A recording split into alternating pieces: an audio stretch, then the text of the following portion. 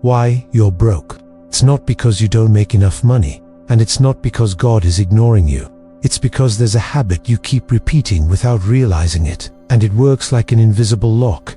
No matter how hard you work, no matter how much you pray, no matter how much you try, prosperity keeps slipping through your fingers. Stay with me, because in this video I'm going to show you 5 spiritual habits that almost nobody truly practices. And when we get to number 3, you'll understand exactly what's blocking you today. But first, I need you to do something. Breathe. Look at your life like it's a movie.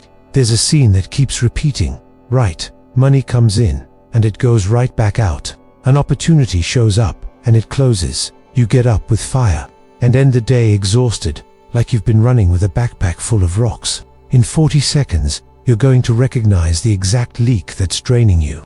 And once you see it, you won't be able to ignore it anymore. Most people think this gets fixed with an idea, a lucky break, or just more work. And yes, work matters.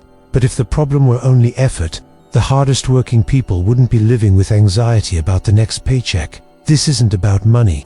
This is about direction, about order, about how the heart works when it comes to provision. And this is where the spiritual comes in, not as a cute label, but as a principle that, if you live it, changes the way money comes in, stays, and multiplies. Today I'm not selling you fantasies. I'm giving you habits, small actions, things you can do even if your bank account looks questionable right now. Because real prosperity doesn't start when you have extra. It starts when you change what you do before you have extra. And listen carefully, because here's the punch. If you're broke, a lot of the time it's not because you earn too little. It's because there's a leak, a crack, a way of thinking, speaking, and acting that's draining what God actually wants to put in your hands. That leak usually looks like this. You buy things to soothe anxiety. You commit to small expenses that turn into chains. You say it's not enough, like it's your identity, and you force yourself to keep running without ever stopping to put anything in order. In a few minutes, you're going to identify that leak. And not only that, you're going to close it, one by one. If at any point you feel like this is speaking directly to you, don't ignore it. Not out of superstition, out of honesty. Because change begins when you stop excusing what's destroying you. Alright, 5 habits. And the third one is the lock most people don't even realize they're reliving under. Before the first one, give me 10 seconds. Think about the last time you said, I can't, it's not enough, things are tight. I'm not judging you. I just want you to see it. Because what comes out of your mouth and what you do with your hands builds your future. Even if you don't notice it today. If you stay until the end, you'll know exactly what to do this week. Not someday, this week. And you'll notice changes that aren't magical. They're inevitable when you align your life. And here's something to start strong. Write in the comments, I break it today. Not for me, for you. Because when you write it, your brain stops treating it like an idea and starts treating it like a decision. Good. Let's go to the first habit. And this one will make you uncomfortable, because it goes against everything you've been taught about survival. Some people think, when I have enough, I'll give. But in real life, almost nobody ever reaches that when, because something always comes up. There's always an emergency, always a bill, always I swear, next month, the first spiritual habit that attracts unstoppable prosperity is this: you give before you feel safe. I don't mean giving what you don't have just to impress anyone. I mean breaking the clenched fist mindset. Because prosperity doesn't chase closed hands. Prosperity feels at home in open hands. Let me paint it like a scene.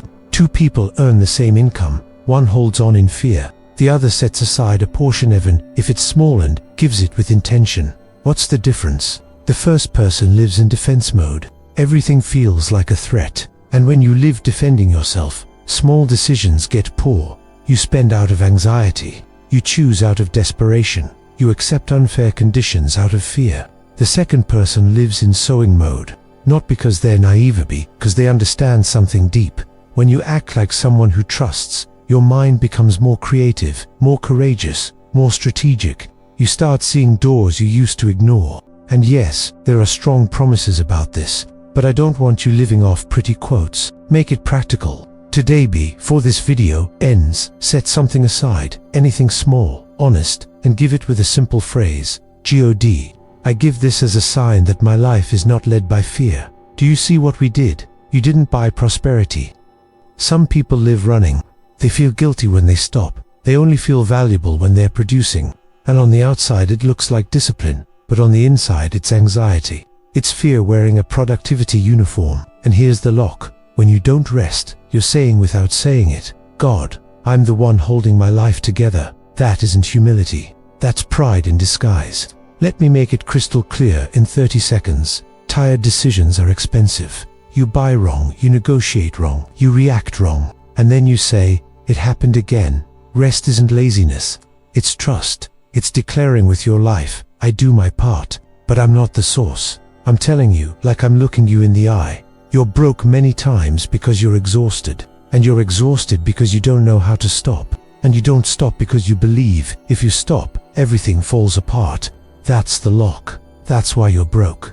Now the practical part. Choose one day, one block. It doesn't have to be perfect, but it has to be real. A day or a long stretch where you don't work for money, where your mind can breathe, where you get to be human again. Do it for 1 week and watch what happens. Your mind clears. Your priorities realign. Your creativity comes back. And when creativity comes back, strategy comes back. And when strategy comes back, money stops coming in only through force and starts coming in through intelligence. Want a detail? Almost nobody does. The night before your rest, write 3 things. 1. What you're going to release. 2. What you're going to be grateful for. 3. What you're going to do slowly, without rushing. And say one short phrase. God, today I trust. If you do this for real, something breaks. The I can do it all alone cycle breaks. And when that breaks, provision starts coming through paths you didn't see before. Not because the world became magical, because you stopped being blinded by anxiety. And before we move to the 4th, listen, if the 3rd habit annoys you, that's a clue. What annoys you often points to what controls you. Let's go to number 4. This is the one that turns money into prosperity. Because money without wisdom disappears. Unstoppable prosperity needs direction. 4th, spiritual habit. You pursue wisdom more than wealth. Most people ask for money, but people who truly change their lives ask for understanding, because money can come once and be gone in a week if you stay the same on the inside. Wisdom does 3 things. It shows you what to cut, what to sustain, and what to build. Let me give you a quick scene. Imagine God gives you a big raise tomorrow. If you don't have wisdom, the first thing you do is raise your lifestyle. You buy things to feel better. You pay for things to silence your anxiety. You lock yourself into commitments that squeeze you. And in 6 months, you're back in the same place, just with more stress. That happens to a lot of people. And then they say, why doesn't it last for me? It's not bad luck. It's lack of direction. Here's a simple rule. Before you chase more money, chase better decisions. What does that look like in real life? It looks like this. You read something that orders your mind every day, even if it's just 10 minutes. You sit with people who tell you the truth. You learn basic money management, even if you don't feel like it. You review your expenses without drama. You make a plan, even if it's small. And here's a secret. A lot of people are broke, not because they lack income, but because they lack structure. Your life needs structure. Your money needs structure. Your time needs structure. Start tomorrow. Before you touch your phone, touch your mind. Read one page that gives you direction. Think, write down one decision, just one, and follow through. One decision a day for 30 days changes your life. Not by motivation, by accumulation. And pay attention, because at the end I'm going to tell you which decision to make today before closing this video. That decision is what separates the people who get hyped from the people who change. 5th, spiritual habit. You practice contentment while you're waiting for more. This sounds strange, but it's one of the most powerful, because the person who can't stay at peace in the process becomes desperate, and desperate people become targets. Desperation falls into traps. It spends to calm down. It borrows on impulse. It accepts dirty shortcuts. It jumps into things that promise fast, and then it pays dearly. Contentment is not settling. It's emotional stability. It's saying, today I'm in process, but I'm not defeated. Today I don't have everything, but I have direction. Today I can't see the finish line, but I can see the next step. Do you know what peace does? It lets you think, and thinking clearly is a superpower. Let me tell you something strong. Unstoppable prosperity doesn't land on people who live desperate to prove something. It lands on people who know how to wait with discipline, because they don't sell themselves cheap. They don't destroy themselves to impress. They don't break because of a hard season. And here's a scene that might be you. You get home, you're tired. You stare at the ceiling, and you tell yourself, I'm giving everything, and nothing's happening. That's where many people quit. But that's also where many people are one step away from the door. Contentment keeps you steady at that point. It doesn't let you abandon because of emotion. It lets you keep moving by conviction. Now connect it, all because this doesn't work in isolation. These 5 habits are a system. Giving before you feel safe pulls you out of fear. Speaking life over your finances gives you direction. Honoring rest breaks anxious pride. Pursuing wisdom builds structure. And living with contentment cuts desperation. And look at what we just created. A person no longer controlled by fear, or negative speech, or exhaustion, or lack of direction, or desperation. That person becomes magnetic, not by image, by stability, by order. And order attracts provision. Now, I'm going to challenge you, not in a week, not tomorrow. Now, before this video ends, choose one action, and do it today. If you choose the first, set something aside and give it with intention. If you choose the second, write 3 life statements and repeat them for 7 days. If you choose the third, schedule your rest like a sacred appointment with yourself and with God. If you choose the fourth, commit to 10 minutes a day of reading and 1 decision per day. If you choose the fifth, write this on paper. Today I won't panic. Today I build. And every time anxiety hits, read it. And here's a simple 7-day plan. Day 1, list your expenses, no excuses. Day 2, cut 1 small leak. Day 3, give something, even if it's small. Day 4, schedule your rest. Day 5, learn 1 money management principle and apply it. Day 6, speak life over your home, your work, and your future. Day 7, give thanks, recognize progress, and adjust. 7 days won't transform you overnight, but it puts you on the path, and if you're on the path, prosperity has already begun. And now I'll say the line many people hate, but it sets you free. You don't need more information, you need execution. Because knowing without doing is illusion. And you're not here to live on illusion. You're here to move.